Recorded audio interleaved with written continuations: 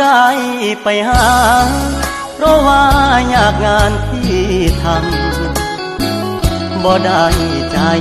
ดำยังคิดนำตัวน้องคือเก่าบ่ได้เปลี่ยนไปหัวใจอ้ายยังห่วงเจ้าบ่ได้ปล่อยให้เงาเสาร์อาทิตย์ติดงานโอทีได้แต่โทรหาน้องคงจะไม่ว่ากันบ่เคยเปลี่ยนพันสัญญาหากมันคนดีบ่ได้กักมีกินบ่ได้หลีกสัญญาที่มีย้อนงานยุ่งอีหลีคนดีอย่าเครียดอายเด้อโทรหาซุมือเจ้ามาคือน้อยใจเฮ็ดหยังหยุดงานวันวางจะเดินทางเพื่อไปพบเจออย่ามาสงสัยว่าอายมีใครแทนเธอ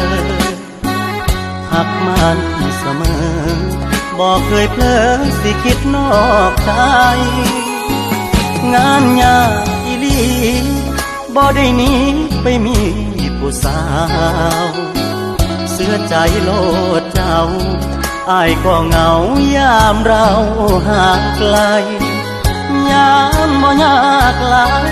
อ้ายสิเฝ้าไปหาทันใดให้น้องรอหน่อยได้ไหมว่างงานวันใดสิไปพ่อนา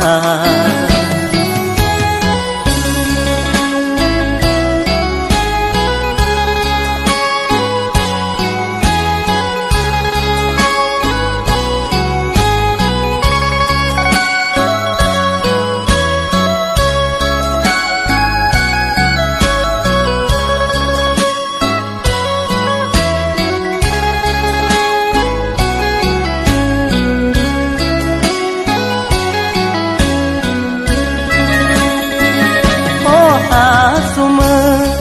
เจ้ามาคือน้อยใจเฮ็ดหยังหยุดงานวันวางจะเดินทางเพื่อไปพบเจออย่ามาสงสัยว่าอายมีใครแท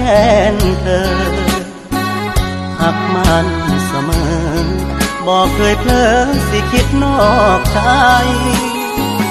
งานยากอีหลีบ่ได้หนีไปมี